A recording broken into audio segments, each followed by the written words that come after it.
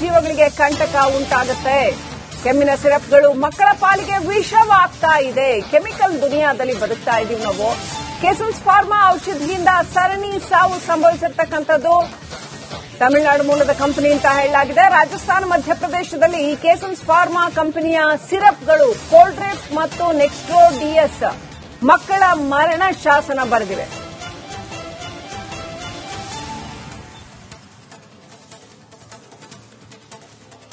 ಅದ್ಹೇಗೆ ಕಾಣ್ತಾನೆ ಮಕ್ಕಳಿಗೆ calf syrup ಕೊಟ್ಟು ಅವುಗಳ ಜೀವ ಕಳೆದುಕೊಳ್ಳುವಂಥದ್ದು. ಇಂಥ ದುರ್ಘಟನೆ, ಇಷ್ಟೊಂದು ಆಧುನಿಕ ಕಾಲ, ಇಷ್ಟೊಂದು ಎಚ್ಚರಿಕೆಯಿಂದ ಬದುಕ್ತಾ ಇರ್ತೀವಿ, ಇಷ್ಟೊಂದು ವಿಜ್ಞಾನ ತಂತ್ರಜ್ಞಾನ ಮುಂದುವರೆದಾಗ್ಲೂ ಕೂಡ ಮನುಷ್ಯನ ನಿರ್ಲಕ್ಷ್ಯಕ್ಕೆ ಪಾರವೇ ಇಲ್ಲ ಅಂತ ಹೇಳಬೇಕು. ಇದೀಗ ಆರೋಗ್ಯ ಸಚಿವ ದಿನೇಶ್ ಗುಂಡೂರಾವ್ ಕೂಡ ಈ ಬಗ್ಗೆ ಮಾತನಾಡಿದ್ದಾರೆ. ಹಾಗೇನೆ ಕರ್ನಾಟಕದಲ್ಲಿ ಸಪ್ಲೈ ಇದೆಯಾ, ಇದು ಏನ್ ಕತೆ, ಇನ್ನಷ್ಟೇ ಮಾಹಿತಿ ಗೊತ್ತಾಗಬೇಕಾಗಿದೆ. ಕರ್ನಾಟಕದಲ್ಲೂ ಕೂಡ ಅವೈಲೇಬಲ್ ಇದೆಯಾ, ಇದ್ರೆ ಹುಷಾರ್ ನೋಡಿ. ಕಾಫ್ ಸಿರಪ್ ತಗೊಳ್ಳೋದಕ್ಕೂ ಮುಂಚೆ ಬಹಳ ಬಹಳ ಬಹಳ ಬಹಳ ಎಚ್ಚರ.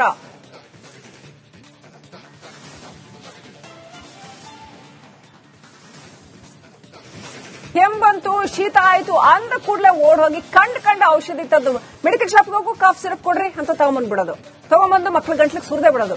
ಯಾವುದು ಸೂಕ್ತ ಸಿರಪ್ ಅಂತ ಹೆಂಗ್ ಗೊತ್ತಾಗತ್ತೆ, ಜನಕ್ಕೆ ಹೆಂಗ್ ಗೊತ್ತಾಗುತ್ತೆ? ಅಥವಾ ಈಗ ಡಾಕ್ಟರೇ ಕೊಟ್ರು ಅಂತ ಇಟ್ಕೊಳ್ಳಿ, ಅದ್ರಲ್ಲಿ ಏನು ಕೆಮಿಕಲ್ ಅಂಶಗಳು ಇದೆಯೋ ಇಲ್ವೋ, ಅದು ಎಷ್ಟು ಪ್ರಮಾಣದಲ್ಲಿ ಇದೆ, ಜಾಸ್ತಿ ಇದೆಯಾ ಕಡಿಮೆ ಇದೆಯಾ, ಹೇಗ್ ಗೊತ್ತಾಗತ್ತೆ?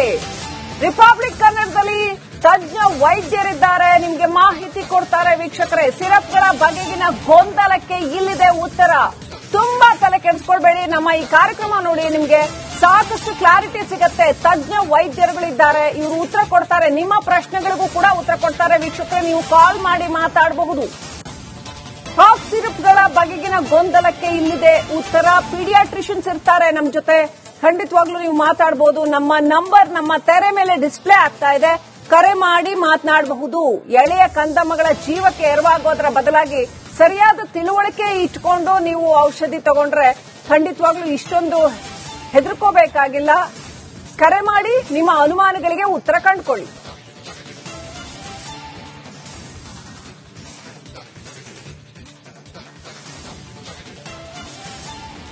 ಕಾಫ್ ಸಿರಪ್ ಗೊಂದಲ ನೋಡಿ, ಜನ ಕೇಳ್ತಾರೆ ನಮ್ಗೆ ಹೆಂಗ್ ಗೊತ್ತಾಗತ್ತೆ? ಅದು ಈಗ ಔಷಧಿ ಹಾಕದೇ ಇರಕ್ಕೂ ಆಗಲ್ಲ, ಕೆಮ್ಮು ತೀರಾ ಜಾಸ್ತಿ ಆದ್ರೆ 24 ಗಂಟೆ ಡಾಕ್ಟರ್ ಸಿಕ್ಕೇ ಬಿಡ್ತಾರೆ ಅಂತ ಹೇಳಕ್ ಆಗಲ್ಲ.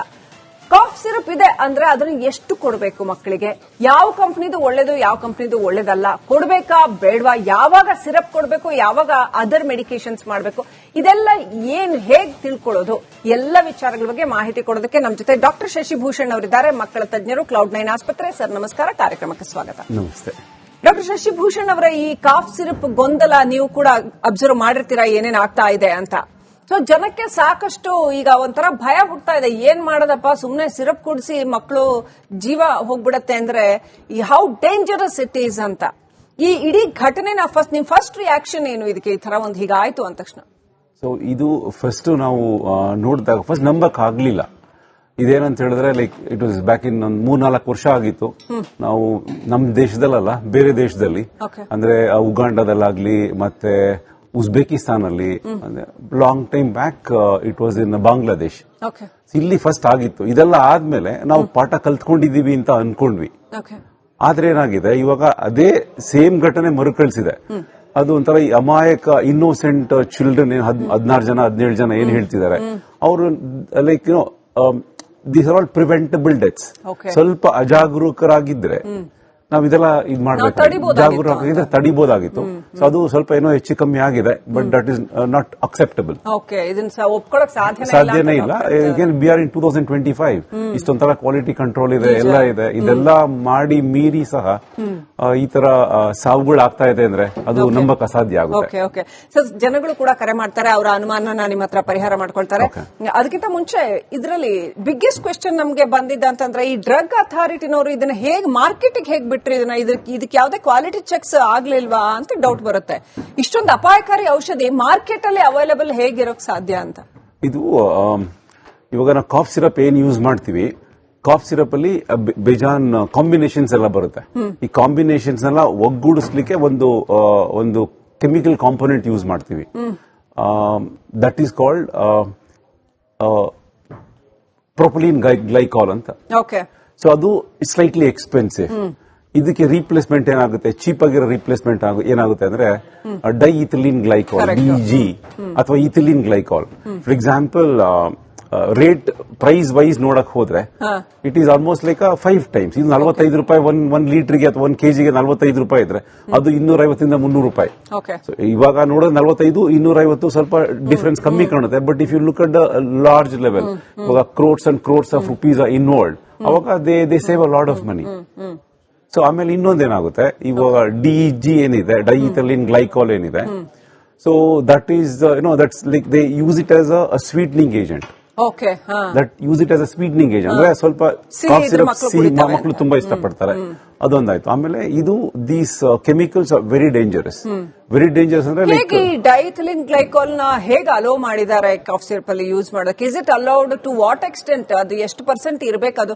ಇದರಲ್ಲಿ ಸರ್ ನಾವು ನೋಡಿದ್ರೆ ನಮಗೆ ಮಾಹಿತಿ ಲಭ್ಯ ಆಗ್ತಾ ಇರೋ ಪ್ರಕಾರ ಈ ಘಟನೆಯಲ್ಲಿ 48.6% ಇತ್ತು ಇದು ಅಂತ, ಅಷ್ಟು ಜಾಸ್ತಿ ಇತ್ತು. ಇದು ತುಂಬಾ ಜಾಸ್ತಿ, ಇದು ಕಿಡ್ನಿಗೆ ಅತ್ಯಂತ ವಿಷಕಾರಿ ಅಂಶ, ಇದರಿಂದ ಮರಣ ಸಂಭವಿಸಿದೆ ಅಂತ. Actually if you look at the literature, ನಾವೇನು ಯೂಸ್ ಮಾಡಲೇಬಾರದು.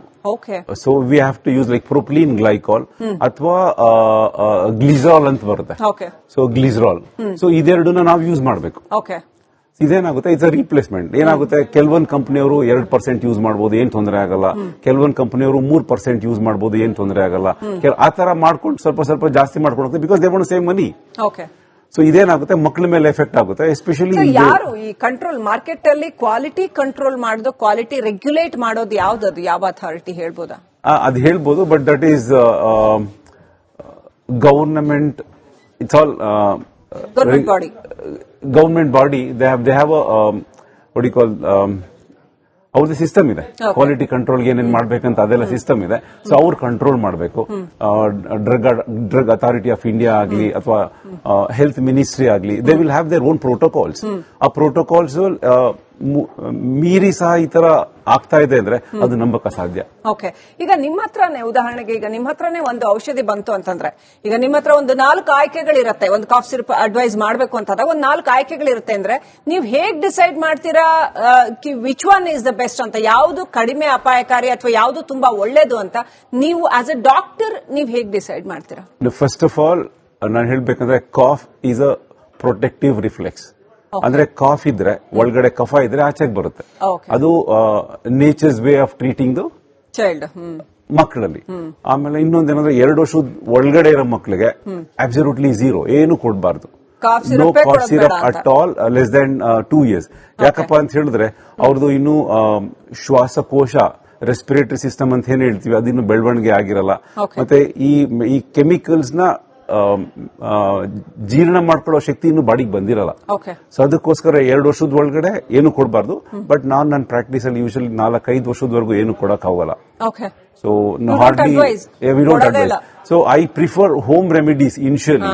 ಆಮೇಲೆ if cough is going beyond 5 to 7 days, then we will think ಬೇರೆ ಏನಾದ್ರೂ ಕಾಯಿಲೆಯಿಂದ ಈ ತರ ಕಾಫ್ ಬರ್ತಾ ಇದೆಯಾ. ಸೊ 5 ದಿನ ಮಕ್ಕಳಿಗೆ ಕೆಮ್ಮು ನೆಗಡಿ ಸಹಜನ ಅದು ಇರೋದು? 5 ರಿಂದ 7 ದಿನ, 5 to 7 days.